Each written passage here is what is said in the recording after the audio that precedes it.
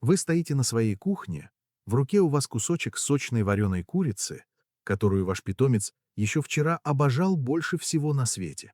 Вы предлагаете его, ожидая привычного мурлыканья и азарта, но ваша кошка лишь лениво нюхает еду, отворачивается и уходит в другую комнату. В этот момент большинство владельцев совершают одну и ту же ошибку. Они думают, что их кошка просто закапризничала, зажралась или требует чего-то подороже, но правда, скрытая за тысячелетиями эволюции, заключается в том, что ваша кошка никогда не отказывается от своей любимой биологически подходящей еды без веской причины. Ваша кошка — это высокоточный пустынный хищник в костюме из меха, запрограммированный скрывать любые признаки слабости до последнего вздоха. В дикой природе показать, что ты болен или не можешь есть, значит стать легкой добычей. Поэтому, когда кошка внезапно перестает есть курицу, самый чистый и биодоступный источник. Белка, вокруг которого выстроен весь ее метаболизм, она не капризничает. Она посылает вам тихий биологический сигнал бедствия, который вы, как ее большая, неуклюжая, но бесконечно любимая кошка, обязаны расшифровать. Сегодня мы разберем загадочную правду о том, почему куриный бойкот — это крик организма о помощи. Мы узнаем, как архитектура еды может причинять физическую боль, почему отказ от еды — это первый симптом тихого убийцы, почек и как один секретный. Эликсир с вашей кухни может вернуть аппетит и годы жизни вашему маленькому сородичу. Приготовьтесь. Этот сценарий навсегда изменит то, как вы смотрите на пустую миску своей кошки. Часть 1. Маскировка боли и биологический обрыв.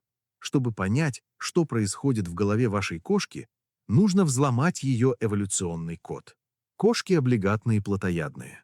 Это означает, что их печень, мозг и иммунитет буквально работают на животном белке.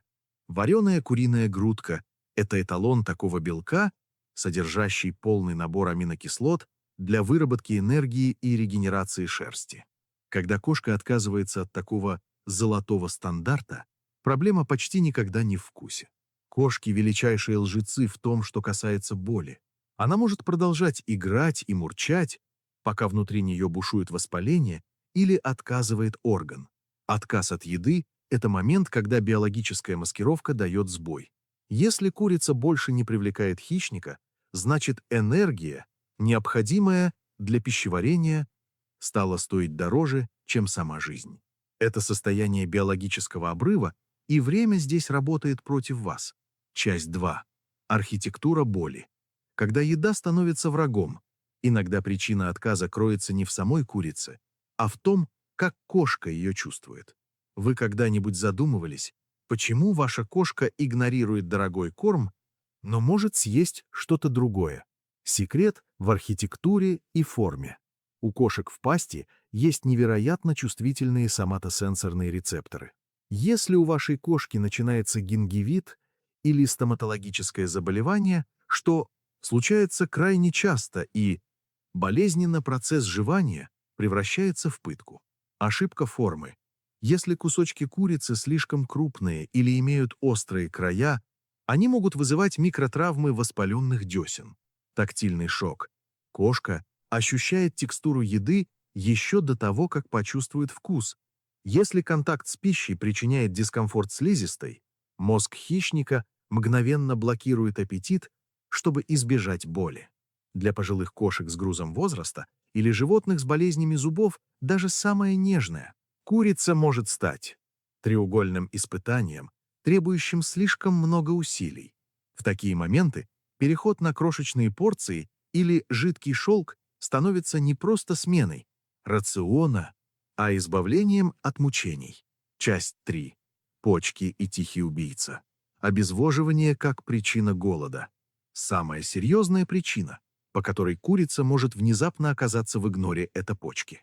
Болезни почек — главная причина смерти кошек старше 10 лет.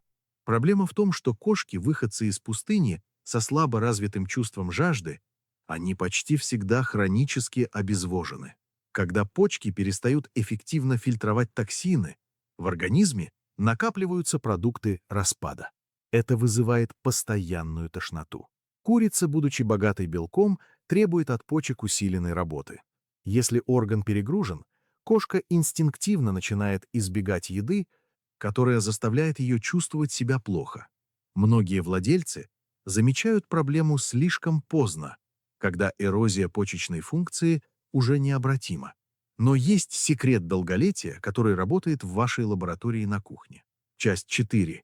Кухонная аптечка 13 продуктов для спасения. Что если я скажу вам, что самое мощное лекарство для вашей кошки никогда не лежало в ветеринарном кабинете? Если ваша кошка перестала есть курицу, вам нужно переосмыслить ее меню, используя продукты, которые лечат изнутри. 1. Костный бульон. Продукт номер 4.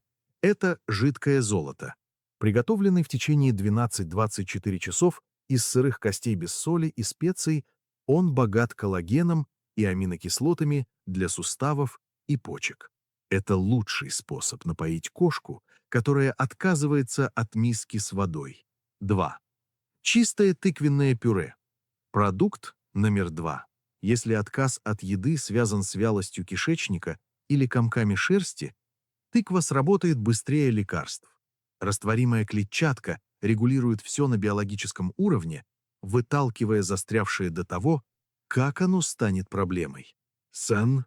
Свежий вареный лосось – продукт номер 1. Омега. 3 жирные кислоты бьют по хроническому воспалению в самом корне. Всего через 3-4 недели такого питания взгляд кошки становится живее, а движение свободнее. 4. Сардины, продукт номер 5, это концентрированный источник таурина, без которого кошка может буквально ослепнуть или погибнуть от остановки сердца. Сардины в воде – это цельный продукт, который организм кошки узнает мгновенно. Часть 5. Секретный рецепт суперувлажняющего напитка. Если кошка игнорирует твердую курицу, мы должны превратить ее в жидкий банкет. Это стратегия, которая позволяет обмануть инстинкт экономии воды и промыть почки. Инструкция по созданию эликсира жизни.